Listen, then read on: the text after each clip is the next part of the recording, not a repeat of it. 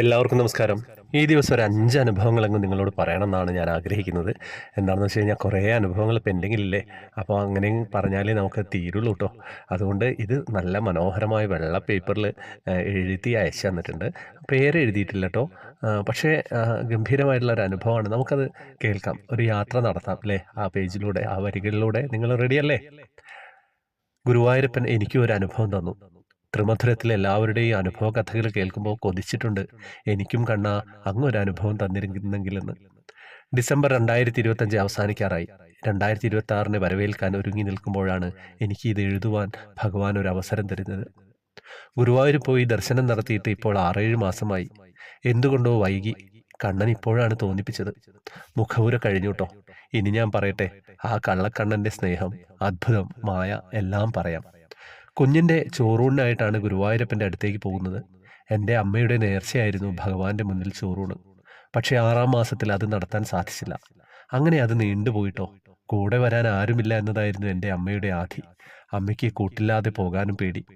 ഞാൻ അമ്മയ്ക്ക് ധൈര്യം കൊടുത്തുകൊണ്ടിരുന്നു. ഒന്നും പേടിക്കാനില്ല എന്നൊക്കെ മോട്ടിവേറ്റ് ചെയ്തുകൊണ്ടിരുന്നു കേട്ടോ. അങ്ങനെ ഇരിക്കെ ഭഗവാന്റെ ക്ഷണം പോലെ എനിക്ക് ഒരു ഇൻ്റർവ്യൂ വന്നു. അപ്പോൾ അത് ഉപേക്ഷിക്കാൻ പറ്റില്ല. എൻ്റെ ആഗ്രഹം പോലെ ഞാൻ പ്ലാൻ ഇട്ടു. ഗുരുവായൂർ പോയി ഭഗവാന്റെ മുന്നിൽ ചോറൂണ് നടത്തിയിട്ട് ഇൻ്റർവ്യൂവിന് പോകാം. അമ്മ സമ്മതിച്ചു. ആദ്യമായി അങ്ങനെ ഞങ്ങൾ കുഞ്ഞിനെയും കൂട്ടി ട്രെയിൻ കയറി സുഖയാത്ര.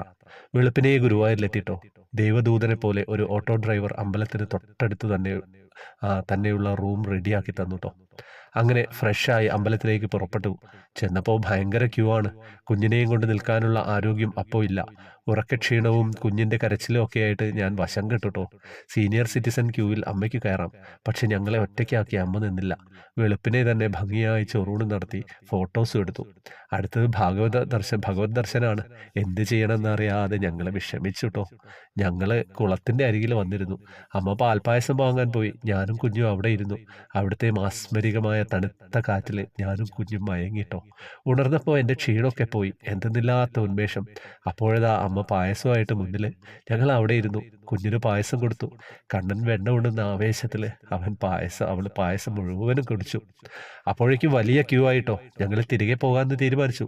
അപ്പോഴതാ കേരളത്തിന് പുറത്തുനിന്ന് വന്ന ആരോ നടത്തിയ വഴിപാട്, പ്രസാദവും പൂക്കളും തിരുമേനിമാർ കൊണ്ടു കൊടുക്കുന്നത് കണ്ടു. അവർ പറഞ്ഞു ഇവർക്കും കൂടി ഭഗവാന്റെ പുഷ്പങ്ങൾ കൊടുക്കുവാൻ. ഞങ്ങൾക്ക് ഒരുപാട് ഇഷ്ടമായിട്ടോ. അത്രയും വിശേഷപ്പെട്ട പ്രസാദം ഞങ്ങൾക്കും കണ്ണൻ തന്നുവല്ലോ. പിന്നെ കുറേ പേര് കുഞ്ഞിന് വെണ്ണയും പഴവും കൊടുത്തു. അതുകൊണ്ട് അവൾ വിശക്കാതെയും വഴക്കുണ്ടാക്കാതെയും അങ്ങനെ തന്നെ ഇരുന്നു കേട്ടോ. ഇനിയിപ്പോൾ ദർശനം പിന്നെയാകാം എന്ന് കരുതി മനസ്സില്ലാ മനസ്സോടെ റൂമിലേക്ക് നടന്നു. അപ്പോൾ എനിക്ക് ഒരു കോള് വന്നു കേട്ടോ. തൃശ്ശൂരിലുള്ള ഞങ്ങളുടെ വേണ്ടപ്പെട്ട ഒരാളായിരുന്നു. അദ്ദേഹം പറഞ്ഞു ഇത്ര ദൂരത്തുനിന്ന് വന്നല്ലേ, പരിചയത്തിൽ ഒരാളുടെ പോയി കണ്ടു പറഞ്ഞാൽ ദർശനം കിട്ടുമെന്ന്. കുഞ്ഞിന് 2 വയസ്സായതിനാൽ ചോറൂണുകാർക്കുള്ള പ്രത്യേക പാസ് ക്യൂവിൽ നിൽക്കാൻ അനുവദിച്ചിരുന്നില്ല. ഞങ്ങൾ അങ്ങനെ വീണ്ടും അമ്പലത്തിലേക്ക് ഓടി. അവിടുത്തെ ആളെ കാണാൻ കാവൽക്കാരൻ സമ്മതിക്കുന്നില്ല.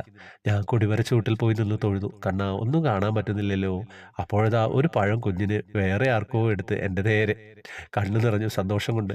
കാവൽക്കാരൻ അകത്തോട്ട് കയറ്റി വിടുന്നില്ല. അയാളുടെ മുഖം കണ്ടിട്ട് എനിക്ക് പേടിയും തോന്നി. എന്തൊക്കെയോ പറയുന്നുണ്ട്. അവസാനം അമ്മയെ അകത്തേക്ക് അയാൾ കടത്തിവിട്ടു കേട്ടോ. പെട്ടെന്ന് എന്ത് സംഭവിച്ചു?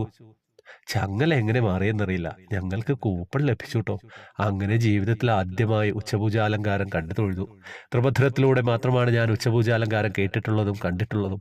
അത് ഞങ്ങൾ നേരിട്ട് കണ്ടു തൊഴുതു. കാളിയമർദ്ദനം ഇത് എഴുതുമ്പോൾ എൻ്റെ കൈ വിറയ്ക്കുന്നുണ്ടായിരുന്നു കേട്ടോ.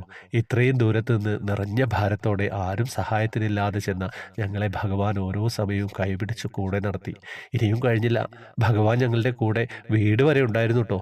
തിരികെ ഞങ്ങൾ വീട്ടിലെത്തുമ്പോൾ വീട് നിറയെ ഒരു ഡിവൈൻ സ്മെല്ലായിരുന്നു. അടച്ചു കിടന്ന വീട്ടിൽ ചന്ദനത്തിൻ്റെ മണം, അതുവരെ അനുഭവിച്ചിട്ടില്ലാത്തൊരു മണം അനുഭവപ്പെട്ടു.